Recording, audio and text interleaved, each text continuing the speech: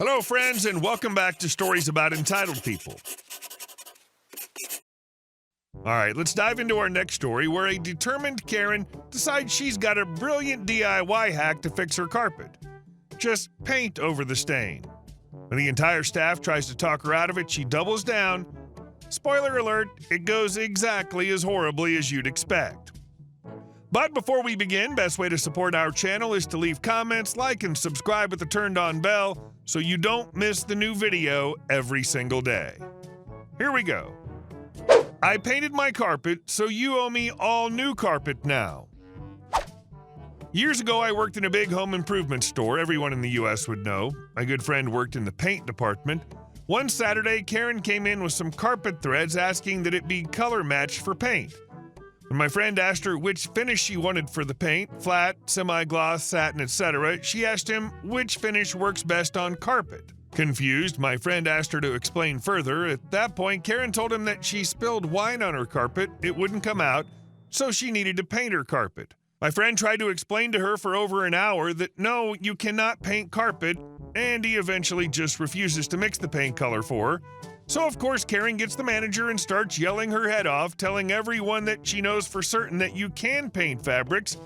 Next thing you know, a whole group of us working that day are trying to convince her she can't paint her carpet, that it'll be ruined even worse than it is with the wine stain. Finally, our manager had enough and turns to my friend and says, just make the damn paint for her. He tells Karen, look, you want to paint your carpet? Fine, but don't blame us when your carpet's destroyed. You know where this is going. Sure enough, we open the store on Sunday. Here comes Karen marching into the store with her paint can, receipt, and photos of her ruined carpet, demanding the store replace her entire downstairs carpet. A few people who weren't working Saturday felt like this was her plan all along, but having been there the day before when she demanded the paint be color matched, told us her plan, I honestly think she really believed it was going to work. She quoted DIY articles to us and everything, but of course she has to blame others for her own stupidity. Fortunately, the same manager was working and basically told her to go pound sand, but we still had to listen to her screaming for half an hour while trying to help other customers. I dealt with so many Karens while working at this company, but she still wears the crown for the craziest one of all. Carpet dye exists, and that's what she needed. If she'd really researched and read some DIY articles, she would understand that.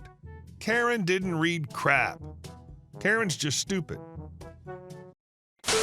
And our second story. Mom demands booze at my wedding, throws a fit when I say no. My fiance and I are getting married in 2 weeks in our backyard. We'll be having a catered spread for our reception afterwards.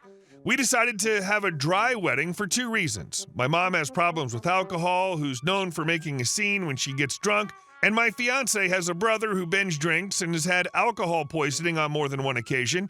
He doesn't drink all the time, but if he starts, he can't stop until he either passes out or someone physically restrains him from getting more. I also have an uncle, mom's brother, and a stepdad who are in recovery and don't need the temptation. Neither fiance and I are big drinkers, so we decided to just avoid any problems and just have a dry wedding. We'll have a less dry reception party / honeymoon with some of our friends later on. All of our families have been supportive. My uncle was especially grateful to us for doing this since he takes his recovery very seriously and has been 7 years sober. I sent out wedding invitations 4 months ago and said it would be a dry wedding and asked people not to bring alcohol. Now, today I get this call from my mom, who I also sent an invitation to 4 months ago. Mom, is it true you're not having alcohol at your wedding? Me. Yes, fiance and I decided we didn't want alcohol during our special time. Mom, that's so silly. It's going to make your wedding boring. Me. Well, I'm sorry you feel that way, but fiance and I have made our decision. We want everyone to feel comfortable at our wedding. Mom. Clearly you don't care about my comfort. What if I want to have a little drink to pass the time? Me. Like you did at a different uncle's wedding where you got so drunk and made a horrible scene calling uncle's wife a gold digger?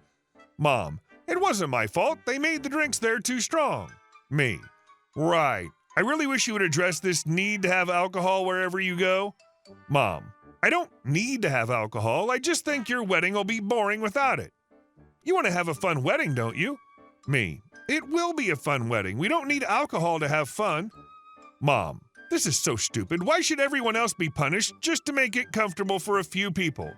It seems like you care more about uncle and stepdad than anyone else. Me.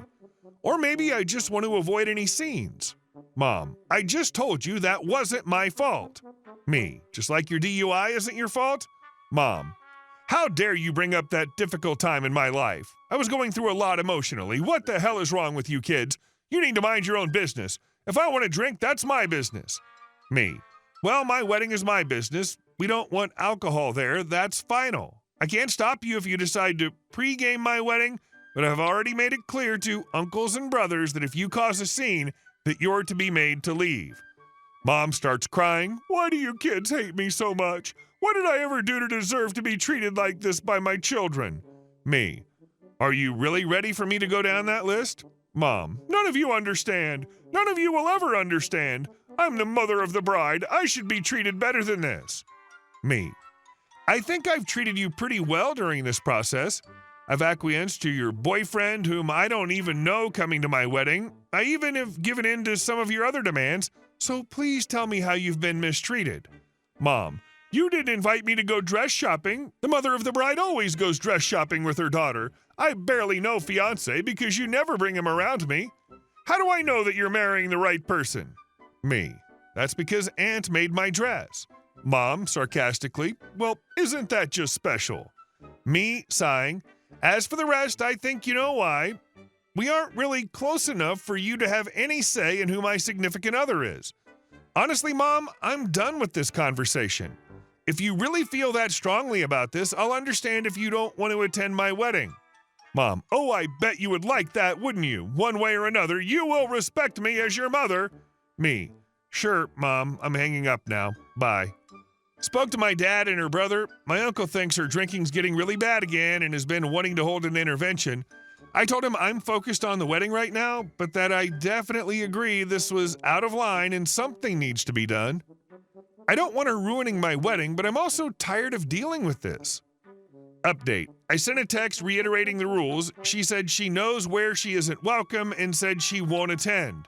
My dad told me not to worry about this anymore and that he'll see to it that she doesn't ruin my wedding. If you can afford to pay one or two people to run light security if and when the need arises, that could be beneficial in terms of containing inevitable family drama. Having neutral non-family people remove her is perhaps only marginally better than having a known family member do it. And our last story. The neighbor from hell finally got what she deserved. For years, we endured living next to a nightmare of a neighbor. This woman, we'll call Karen, has made it her personal mission to make our lives as miserable as possible. She spread vicious lies about us to the other neighbors, calling us dirty, miserable, and from a third world country. She stared at us constantly as if we were pests invading her precious suburban utopia. Then there was her obsession with parking. She pulled every passive-aggressive stunt imaginable, moving her car just enough to make it look like we took up 2 spaces, then calling the city to report us. She called parking enforcement multiple times, only for them to find nothing wrong. When we put a dishwasher on the curb for scheduled pickup, she called the city on us. They showed up and made us drag it back inside. When she wanted more sun in her backyard, she somehow got the city to force us to cut down a perfectly healthy tree. And then there was the infamous Berlin Wall. Karen, in all her paranoid delusion, decided we were always watching her, so she built an obnoxiously high wall right on the edge of her property. The thing was ugly as hell and did nothing because our deck still allowed us to see into her backyard. We even tested her paranoia by holding up our phone screens like mirrors a few times. Every single time she was staring right at us. And then came the fire pit incident. One summer night, we lit our backyard fire pit, completely legal, safe, and following regulations.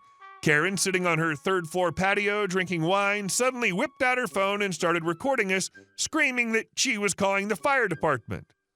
The fire department never showed up. Then one day, Karen crossed the final line. We always knew she was unhinged, but what happened next proved she was fully unhinged. Karen was obsessed with one specific parking spot in front of her house, even though it was public parking and next to a fire hydrant. One day, my dad parked his car there completely legally. Karen wasn't happy. She tried manipulating the other neighbors, whining about how space was wasted. One of her little minions, a fellow a-hole neighbor, even joked that he should bring his truck and push our car forward. The next morning, my dad's car was still parked there, and Karen lost her damn mind. Instead of finding another spot like a normal person, she rammed her car into ours, trying to shove it forward. We heard the thud and ran outside. There she was, sitting in her car, acting like nothing happened. We called the police immediately. They came out, inspected the damage, dents, scratches, paint transfer, all of it obvious. But because the damage was under $1,000, all she got was a warning. She smirked at us like she had won. But Karen didn't know what was coming next. How we took her down for good. After years of putting up with her bullying, sabotage, and property damage, we finally had enough. We did what we should have done a long time ago. We documented everything, every incident, every false complaint, every time she stared us down like a lunatic, every interaction with the city she caused. The parking harassment, the fence damage, the tree removal, the ramming incident, everything went into a file. We installed cameras. If Karen wanted to screw with us, she was going to be caught in crystal clear HD. We filed a harassment report. After years of complaints, police visits, and property damage, we finally filed a formal report against her. The police might have brushed off her car attack, but combined with years of harassment, it painted a very different picture. And then the best thing happened. Turns out we weren't her only victims. Another neighbor, who we weren't even that close with, came forward with her own complaints. She'd been harassing multiple people in the neighborhood. And one of those people, a lawyer. He'd been waiting for an opportunity to take legal action. One day we woke up and Karen's car was gone, her windows were shut, her yard was quiet. Then we saw it, the for sale sign. Karen was moving out. Whether it was the lawsuit, the legal fees, or just the realization that her reign of terror was over, we'll never know. But one thing's for certain, that miserable excuse for a neighbor finally got what she deserved, and Karen's someone else's problem now. Absolute perfection. Karen played the long game of harassment, but you played the smarter game and won. The cameras, documentation, and legal action were the ultimate checkmate, and the fact that a lawyer neighbor joined in is pure gold. Now she's someone else's nightmare, and you get to enjoy your home in peace. Hey guys, thank you all for watching the video. I'll see you in the next one.